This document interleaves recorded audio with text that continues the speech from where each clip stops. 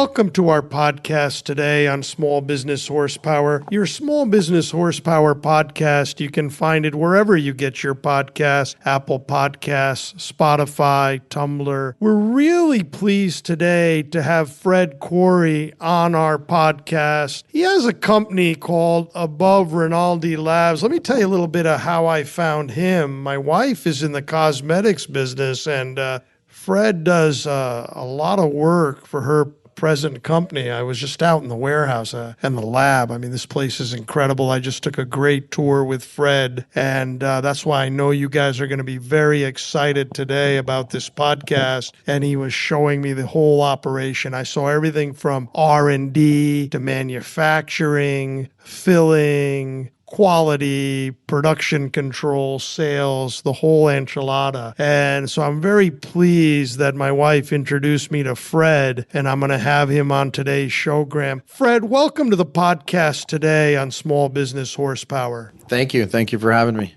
It's our pleasure. Fred, before we get into Rinaldi Labs here, tell me a little bit about your background before you joined this or built this company. Where's your background? Absolutely, yeah. So my background's in biochemistry. That's what I studied. And prior to that, believe it or not, I was actually going to school for electrical engineering. And in college, I needed a job. So I applied. I couldn't find anything in the engineering space, but there was a cosmetic company that was looking for a lab technician, and I applied. First job there, quickly was hired. My boss at that point, at that time, was George Lieberman. I think he was 81 or 82 years old. So they just asked me, make sure his formulas add up to 100%. And you're able to pick up heavy buckets and fill containers for him. Within 2 weeks, I was on the bench making formulas with George, quickly learned materials. I have a passion to create and engineer products or engineer things. I like to cook. I like to bake.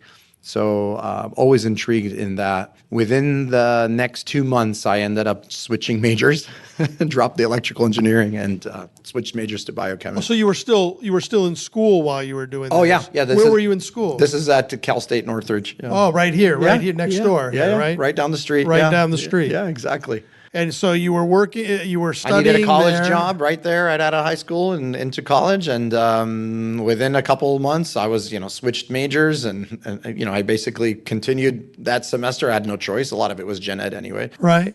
And I found my new career path after working in that industry, or in our industry, I should say. So what did you graduate in? What degree? Biochemistry. Just two peas in a pod, just like my wife. She majored in biochemistry, but ended up in cosmetics. Same thing, huh? You started. You don't sign up to be like a cosmetic chemist or. There are people there. The newer generation, the younger generation, are going to school, and there's more programs for the younger students that you can major in a science or get a degree in cosmetic chemistry. A lot of the universities out of the East Coast offer it, and there's actually UCLA here offers programs. So that wasn't available when we were in here, and I didn't even know that was a degree or a curriculum path that someone can take. But it's definitely a fun industry to be in. All right. So you started with someone and you started formulating pretty quickly. Absolutely. Yeah. And as a kid, I was formulating. Actually, my father and my uncle owned an auto body shop for years. They just retired last year, and I worked as a kid in the shop. And my dad's a painter by trade. His originated out of the Middle East. He migrated here in the 60s, but him and his brothers in the Middle East had a furniture company, the carpenters, and he was the painter. And he was always mixing different type of paints and lacquers and whatnot. When he came to the States, he quickly found a job painting. Then they opened the shop a couple years after that. So I worked as a kid learning from my uncle, my father. So definitely engineering minded, learning how to mix different paints and chemicals and compounds, learning how to paint cars at 13, 14 years old, 5-stage paint, went through all of that, and then kind of in college thinking that my uncle was actually an electrical engineer that worked in that auto body space. I was going to follow his path, but it looked like I was following Pops's path into the mixology or chemical mixing. That's great. So how long did you do that for this company, the one where you started? Above Rinaldi Labs? No, when you started and formulating, how long were you there? A couple years. Couple years into that, at least 2 years. And I worked in the R&D there. I worked in quality. I worked in compounding. It was a small mom and pop, so you wear many hats. Drove the forklift, worked the production lines, did pretty much everything there. And I was, very thankful to have that that opportunity because that was basically my start to the industry. Yeah, it was just like when I build my company, like I build an aerospace distribution company and for chemicals and same kind of thing. Like you have to know, right, in small business how to do every job. So someday when you're an owner, you know how to drive the forklift, you know how to do QA, R&D, sales, marketing, the whole gambit, correct? Absolutely. And being someone, well, as a kid, my parents always used to laugh. I was the kid that took the TV apart, the microwave apart. I always wanted to know how things operated. So, being that creative person and curious, or I should say, I want to learn these things. I want to know how and these different positions operate and why and how they all mesh together. And that really helped me build this company today. All right, let's get to that. So you worked a few years and then did you start Rinaldi right after that? I started above Rinaldi Labs in 2004. After that position at that company, I worked at a spa company as an R&D formulator and quickly learned there was a need in the industry for brands to come up with or have somebody lead innovation, but they weren't able to get it from the manufacturing sector. Meaning a brand would want to design a product. You typically would go to a cosmetic manufacturing facility and brief them on what you needed, but there was more novelty in it. And I feel that the contract manufacturing facilities at those times or those labs were not taking the request as deep as they should have. They were taking it as face value. You needed a moisturizer. They sent you what they had in the library and you went with it. The clients wanted something more unique and they wanted access to the intellectual property behind it. So I quickly built a lab actually out of my parents' garage. I bought some lab benches. I bought some lab equipment off of eBay and I was tinkering around basically mastering my formulation skills at night and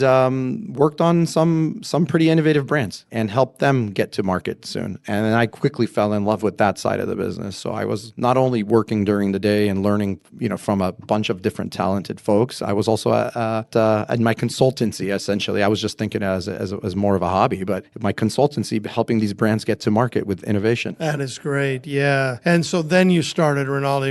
It was actually a joke between us friends. Above Rinaldi started because I lived above Rinaldi Street, so it was above Rinaldi Labs. That's literally where it came up. It was more of a hoax. Where are you at? Above Rinaldi Labs? I am above Rinaldi Labs. Come by and have a beer. We're sitting in the garage. Right. So that's where it started, in the garage above Rinaldi. Oh, that's great. I mean, that's really close to me because I started my business in my parents' basement. And so I really appreciate that. You started it in their garage, basically, right? What year was that in the garage you were working? That's probably, I want to say late 90s, early 2000s, something around that. Right. Yeah. So 4 or 5 years there before you. Absolutely. 2004 was our official Above Rinaldi Labs launch. And then a couple years after that, we opened our first brick and mortar. And so there's a little bit more story to that. So as I was working at a company in Ventura, California, we were designing wash-on sunscreen technology. There was a West Coast surfer, and there was a gentleman out of the East Coast, which was a formulating chemist, and they wanted to design this wash-on sunscreen technology in soap bars. It's novel. Why not? You'd be able to wash your body and sunscreen adheres to your skin. You can go out and, in your recreational sport, you're protected without extra grease or whatever it is. And it helped them stay on the surfboard, essentially. You don't want to be covered in something sticky, oily and fall off the board. So this was the premise. They hired me on to run their lab there. It was more of an application lab because they were creating actually the chemistry around that. It was around sol gel chemistry and whatnot. So I basically got hired through a recruiter, ventured off to Ventura, California to run this lab, basically build a lab there. They didn't have anything there. So we built the lab upstairs. It was above a restaurant. I can't remember the name of the restaurant, but yeah, and it was in the marina, which is the best thing. So I would drive an hour and 15 minutes from where I lived to their Ventura facility, get to go upstairs, and is an all glass facility, windows, and you see the marina and you see all the ships going in and out. It's more of a spa day than anything else. Yeah, very, very relaxing. So I built that lab, and that's where I met my partner in this business, who is my wife. And we have 3 children together. Khoury, you met earlier. So she's my partner in this business. That was roughly around, I want to say 2006. I met her in this business. She was working in operations and finance, and I was working in Ventura. And that company, we ran it, we ran together for about 2 years there. And then the company kind of went their own path. And I said, I want to do something else. I was looking for different positions. She said, you have one client with your Above Rinaldi Labs business. Let's go open a lab. So yeah, that was roughly around 2006 or 7. We got the nudge from the boss lady. Right. Well, that's another subject which we can address, which is one thing I said when I started my business. I said, there's two things I don't want in my business: friends and family. Now, my wife helped me with things, but she wasn't like a partner. So that's a different dynamic there altogether, huh? Like navigating your personal life and working together. It definitely was challenging at points, but I mean, you end up learning more about your significant other, I guess, a lot more. And we haven't killed each other yet, so we're in good standing. So right now, she runs our production side of the business. So I'm the technical director of Above Rinaldi Labs, running the research and innovation, and she is running our fledged operations of the entire company and the manufacturing plant. Yeah, so you split the baby, you got it. Yeah. We split the baby, correct. So we got good cop, bad cop at times, and then it's basically go ask mom or go ask dad for the other half of the day. Okay, let's get to this. I saw out there a lot of samples for, subcontracts, like making stuff for people, formulating products that people need. First question is, do you go out more with, okay, here's what we've made and here's our formula. Hey, you guys want this soap or you want this sunscreen or something? Or do you have more people coming in saying, hey, we want something unique. What can you guys do? What can you design for us? So do you guys take a couple of key products and go out and market that? Or are you mostly eyes and ears for other what big companies want and you make it for them? I think it's dual fold more nowadays that we are showing off what we can make. For years, we were basically just a contract for hire formulation lab. That's roughly until about 2018. So brands would come to us with a product brief, and that brief would dictate what they want in that product or their vision. And then we would take that brief and design the product and run through all the critical testing and then help them commercialize the product. When we moved in this facility in 2020, we basically built a manufacturing plant to support some of our formulation initiatives and help brands, mainly the small indie brands, commercialize products more rapidly and in one building. Now, actually, in the last 6 months, we've built an innovation department strictly helping brands. It's actually a function of sales, so it's innovation and sales, basically hybrid. So we are now going out and shopping for brands, or basically presenting to brands technologies or new innovation that may be suited for them. So we map the white space in their portfolio and say, guys, you are missing these types of products. We'll send samples and we build more interesting conversations that way. Yeah. So you're much more aggressive now. It's not like you're sitting back and they call you and say, hey, we're looking for this. We want you to do this. Now you're seeing holes in what their portfolio may be, some of your standard clients. So now you can go back and say, well, you gave us these 3 products, but you may want to look at this 4th one that we can give you. Correct. There's a new division, actually, we built that not too long ago to support our production initiative. We still have brands calling us or reaching out to us for new innovation, brands we haven't worked with, and some existing brands we've worked with since we started the company, which we're completely lucky and privileged to be working with some of these partners, mainly family. It's based, I want to say, this almost becomes family at the end of the day. But there is this bigger initiative for sales, and we're trying to showcase what we've done, because we've put out so many innovative or support so many innovative brands get to market throughout the years, and we've been part of many different brand acquisitions that our name is basically known to be able to be a beauty incubator, and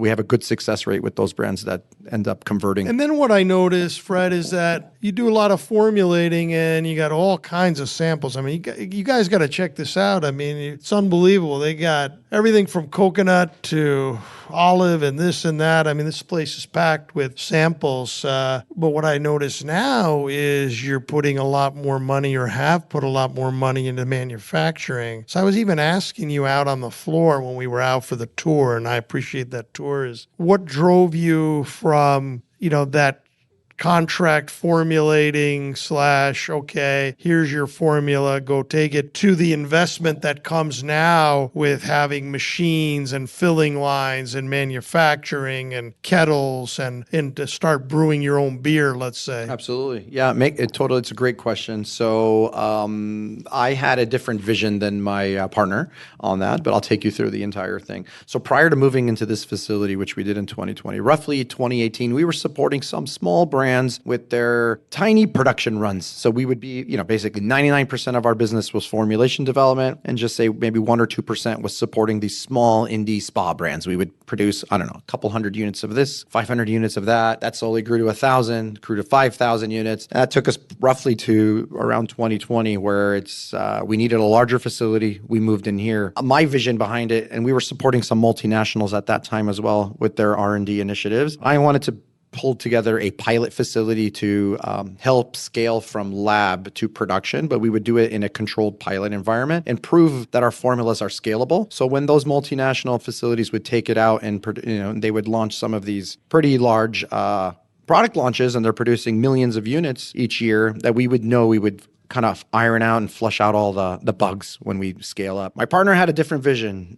We worked with a lot of indie brands. We have the tanks in the building. She said, if we have the equipment, let's start helping these brands launch. So yeah, Kat basically had a great plan, and we put our heads together and said, if we're going to run this, we're going to run this properly. And we teamed up the best staff we can to lead this. And I can kind of showcase some of our critical staff in the building that helped us build this. But yeah, that was the initiative. Also, it's very difficult to build formulas over and over again. It could be a 6 to 9 to 12 month journey with brands. It's labor intensive as well. And then that opportunity would leave, essentially. We would basically tech transfer that formula to the brand. The brand owned the intellectual property, and they would take it to their manufacturer of choice. And we were always on site to support those productions. So we're skilled in the art of manufacturing, but running it in the building is something new to us. So once we brought it in, we basically increased a new level of skills and experience, and we're able to fully launch these new innovations more rapidly than a lot of different manufacturers out there. So you got to imagine, for roughly 20 years, we were at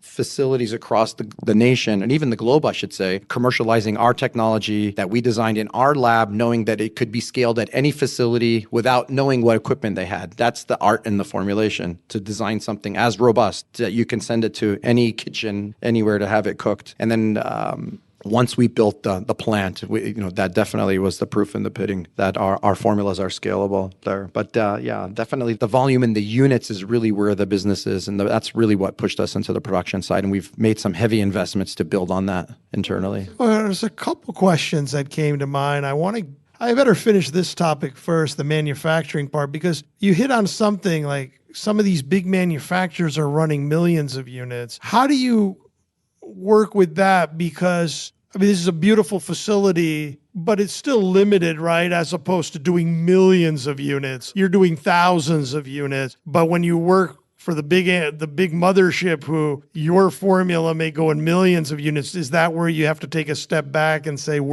maybe we have to let it go to who they want to contract it? But if they want to run 10,000 bottles, how do you determine whether you think you're going to throw yourself into the ring as far as doing the manufacturing for it? Absolutely. So there are certain barriers of entry. So our average production run sizes are between 10,000 and 100,000 units per order, essentially, or per purchase order. There are smaller, shorter runs for more nimble or smaller entry level brands where we want to support them. These are brands we're incubating, essentially, and we know where they're going to get. And then there's brands that are going to outgrow us, and that's totally fine. We know where we fit. Our claim to fame is putting together formulations that are novel, innovative, and on trend at a fast pace, and then being able to scale them up and commercialize them, at a fast pace, essentially. So get that speed to market is what we're known for. And so be it. If we're at a point where something needs to transfer to another facility because it's out of our scale, we have two options. Either we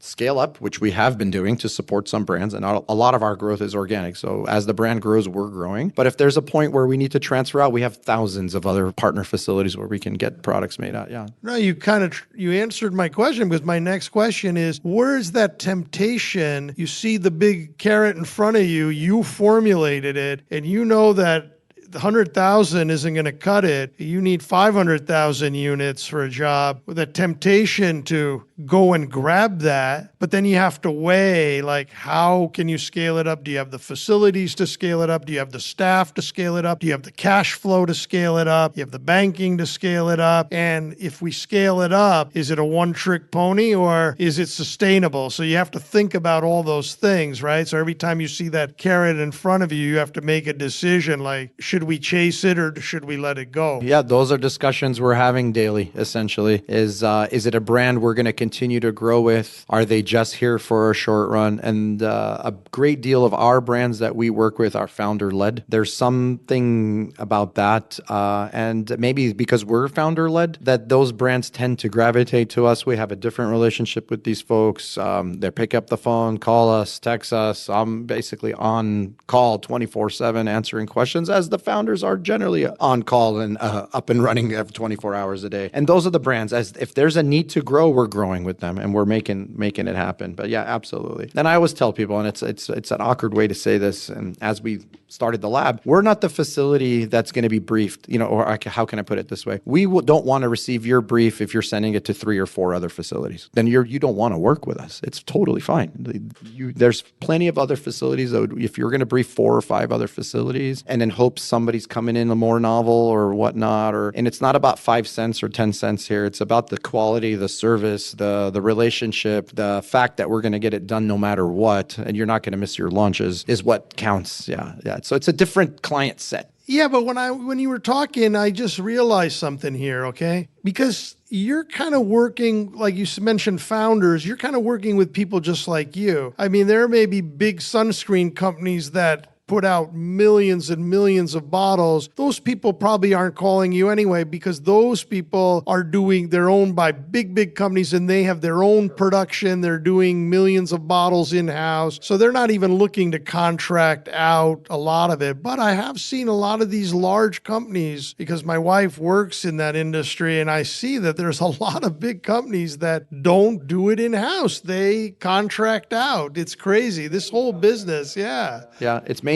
contracted out. None of these, I can't say none. The great majority of these brands are contracting their development and manufacturing outsourced. You need to do what you're good at, and they're good at commercializing products and selling it, and that's where they need to focus. And the manufacturers are good at manufacturing products, and we need to focus. Our skill set for years was designing formulas, and now our new focus is manufacturing and designing very innovative. And I don't want to say that we have 2 companies here, but we almost run it as 2 separate entities, and there's a reason behind that, where I run the research and innovation, and we separate that from our facility, and we basically go through the same steps. As that formula is approved, we tech transfer our formulation with the client's permission, obviously, that they want to work with our manufacturing plant, to our manufacturing plant. We have our process engineers tech transfer that formula into them, and we go through that step as if the manufacturing plant is ran separately from the R&I, because we don't want to muddy the waters. And it's an awkward thing to think that way, but it needs to be separated, because we don't want to lose our hold in our innovation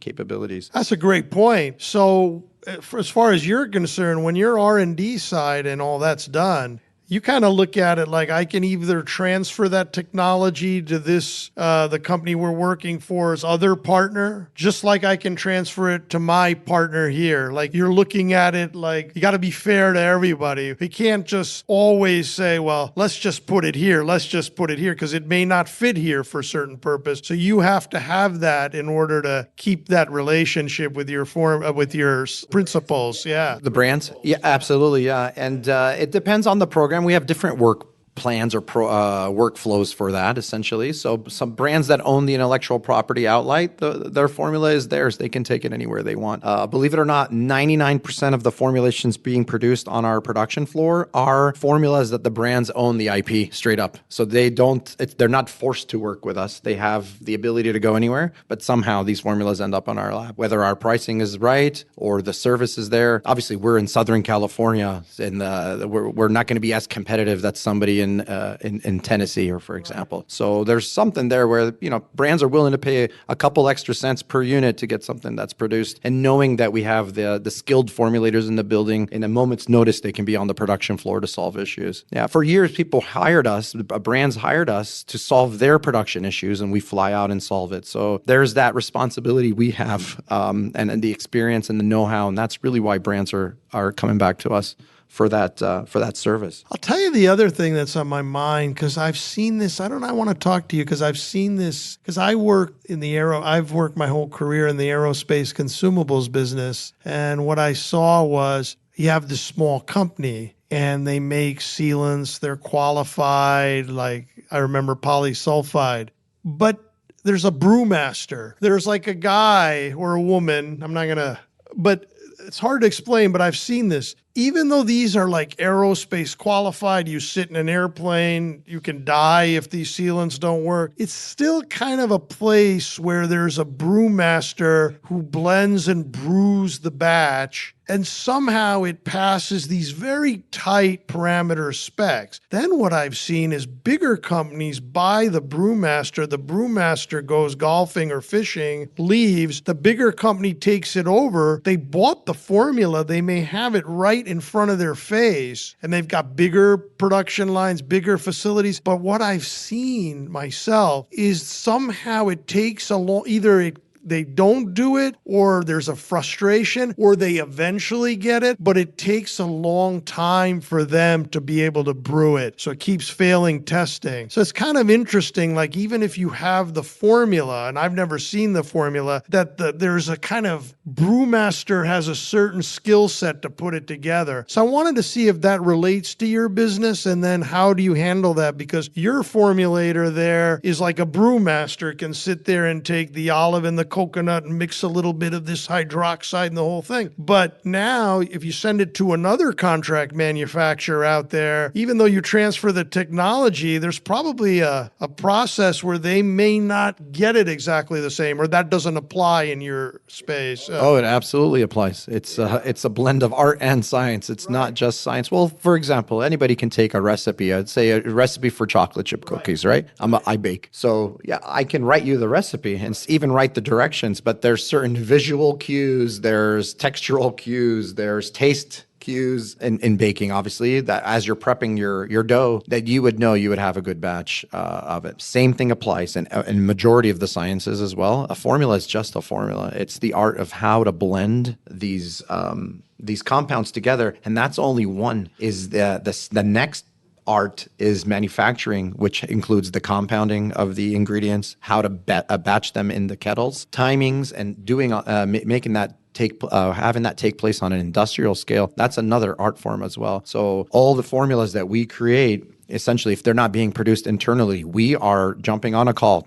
We call it a tech transfer call. We jump on with their R&D team and their compounding leads, walk them through on why we chose these ingredients, why are they sitting in these phases, why things are being mixed or heated to different temps before they even start. So when they get on the lab bench and validate, because we need them to validate that formula, basically orders ingredients, make a sample, send us a finished prototype, and send the client a prototype. We evaluate to make sure that they can scale it in the lab. And then once it's approved, we fly on site to supervise the production batch, and we take a look at their batching process. We revamp it on the production floor. So we want them to succeed no matter what, and that takes place in our facility as well. So we have our R&I team in our production facility running that as well. It's very important. That's the mastery. Well, so I got my answer, because you want them to succeed. And so you're following that formulation, whether you do it in-house or somewhere, and you're going to guide them through it until they brew it right. Whereas some of these companies who kind of buy each other and there's some animosity, this guy doesn't get taken with the mothership, he runs away. Now you have issues and all. So we guarantee the scalability of our formulas. Yeah. Yes. And anytime there's an issue, we jump in to troubleshoot it. And we don't charge for those troubleshoots. We just want to solve the problem. That's our name. That's our reputation. We spent $0 in marketing.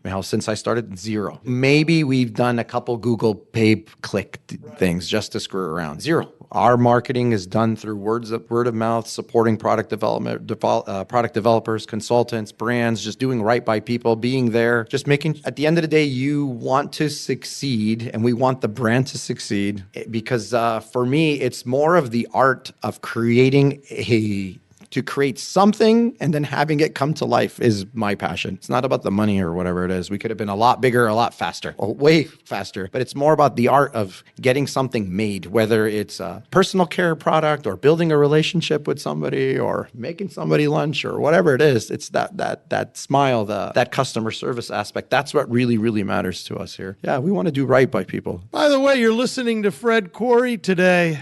Fantastic show here on Small Business Horsepower. And hey, before we finish, let's get to a couple things here, Fred. We were just referencing this when you walked in the door here about your shift in responsibilities. I believe Fred did a little hiking this morning. He's all pepped up now, and now he's telling me, okay, he's going. If you want to meet him and you're in Greece or Croatia, you can catch him there. He's going for 3 weeks. So now that it seems like he's got this place running, he's starting to feel like he can take the foot a little bit off the gas pedal, look at the overall picture. But why don't you tell them how your responsibilities have shifted over the years? Absolutely. So being that this started as a one-person operation, then quickly too with my partner in crime who ran the back office while I ran she ran the front and back office while I ran the lab bench. And as we slowly built teams, we've had charismatic and just, I can't explain, some of the best staff that joined us. Majority of them looking for something, looking for an opportunity, and us giving them the opportunity. And it's basically family at the end of the day. And we built this, and people just, how can I say it? Hungry to learn and being given a chance to learn. And that's how we've built this. And slowly, as our departments have built themselves out and we have our wonderful staff there, I obviously keep shifting. My position always shifted. I always say my job here is I'm a consultant to my staff. That's literally my title here internally. So I'm a consultant to everybody in the building. And if you need something, come to me. I'll figure a way to solve it since I've held every position in the building.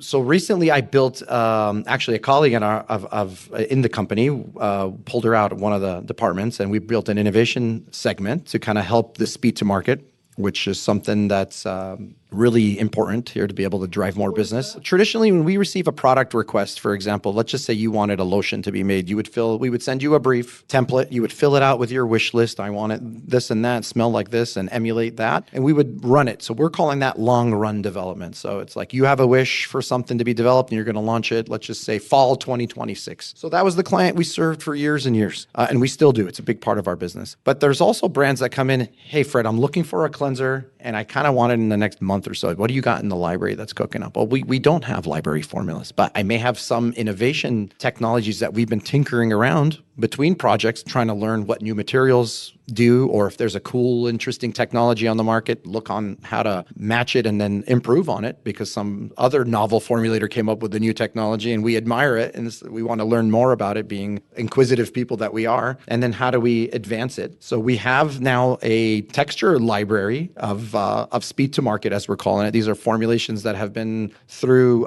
evaluations of our seasoned product development team and then ran through testing to prove that they are stable and ready to commercialize, that we're seeding out to clients. So when you come in for this moisturizer or cleanser and you don't have 9 months of development time, you may have something ready to work from. It's something to start your innovation from. I can seed you a sample that's 80% there. You just want to plug in your magic ingredient and twist it a bit and make it yours in a timely manner because you're being pressed by your marketing team because everybody's got a commercialized product. Everybody has a job at the end of the day. So we want to solve this problem. What we were failing at a few years ago, we were trying to take long run development and make that speed to market, which killed us. You can't go fast from scratch. It really is hard. So if we have something to work from, like a chassis, for example, or a starting recipe or a hint would help us get there faster. Right. So it'd be like taking a cookie. You've got the cookie design. One guy wants to add peanuts. One guy wants chocolate chips, but you've got the base cookie formulated. Now someone says, yeah, but you add peanuts for that that guy, but I want chocolate chips. So now you can add those and see how it goes. Correct. A little more intricate than that. So we'll know, yeah, the flours could be these type of flours, gluten-free or not. The butters or coconut could be swapped, or you want grass-fed, or if you want brown butter, we would brown the butter. So we would basically have all the dials and knobs mapped out. So when somebody comes in, we can just turn the dials, get it to where it needs to be, and hopefully get them a sample that's in trend and what meets their new speed to market brief. And it's been working. And as my responsibilities shift, obviously now I can kind of take a little bit more time. I'm always in the building. Everybody knows this. I'm here 5 days a week unless I'm traveling for work, and being able to take a couple weeks off, I'll still be working. I promise you. It's just, I'm addicted to this work. I love it. Well, it's been a great show. I love this show, Graham. Hey, Fred, so tell us a little bit, if people want to find you guys, how do they get a hold of you? You have a website. I know you said, you don't do a lot of marketing, but tell us where people can find you, and a little bit also just to recap the types of products you can do just in general, Well, we'll do types of products. So we basically, my background also, not only in personal care. I had an early stint in sexual wellness, let's put it that way, category, creating those type of products. But there was an interesting colleague, really someone who helped shape my career. Also, at one of my positions, I worked in an adult novelty company creating different lubricants and things like that. So at that time, it was interesting, to say the least. That was actually prior to the sunscreen wash-on tech company that I worked for. And they brought me on when I first got the request, or when I think I filled the application out, and their company seemed like they were in petrochemical, more industrial. When I got there, it was completely the opposite. It was a wild place here in Chatsworth, actually, which was considered like the porn hub of the nation at that time. They had, I think, a couple 100,000 square foot facility where they were manufacturing all the toys, and then they had a division that they were trying to build to take care of the water-based products, the lubricants and things. At that time, they weren't classified as 510K lubes as they are now, medical devices, I should say. So they were more novelty. So I had my early stint in that for a couple years, helping them build out that portfolio and doing a lot of in-store, in drugstore matches for some of the name brand for the commercial drugstores out here. But that was an interesting stint. So sexual wellness is one. Also, the early company, there was a lot of sports nutritional supplementation. So nutritionals, cosmeceuticals, nutraceuticals. I'm very experienced in that as well, ingestibles. And that's more of a passion play for me. I'm very heavy in that nutraceutical, or how can we show that, biohacking as they call it nowadays. And then from the personal care side, oral care, obviously, skin care. So whether that's face or body, hair care. I mean, if you guys get a glimpse of me, I don't have any hair. I'm bald, been bald for the past 25 years, but I formulate some pretty good hair care, or at least we do here. A lot of doctor derm type products, so more treatment oriented. But the majority of the brands we serve in our space are luxury, prestige, masstige brands. So a lot of luxury brands that sell at the luxury retailers, a lot of Sephora and Ulta brands. In the past, QVC and HSN was very popular, the way to move product. We were supporting a lot of that initiative. Now we're doing a lot of brands that are sold in Target, believe it or not. There's Target's an amazing retailer. Yeah, a lot in that space. Yeah, so creams, lotions, shampoos, topicals, anything except lipsticks, lip pencils, brow, and that's pretty much it. Loose powders and color. Yeah. We do a lot of hybrid color. We do a lot of OTC drug development. We do a lot of everything.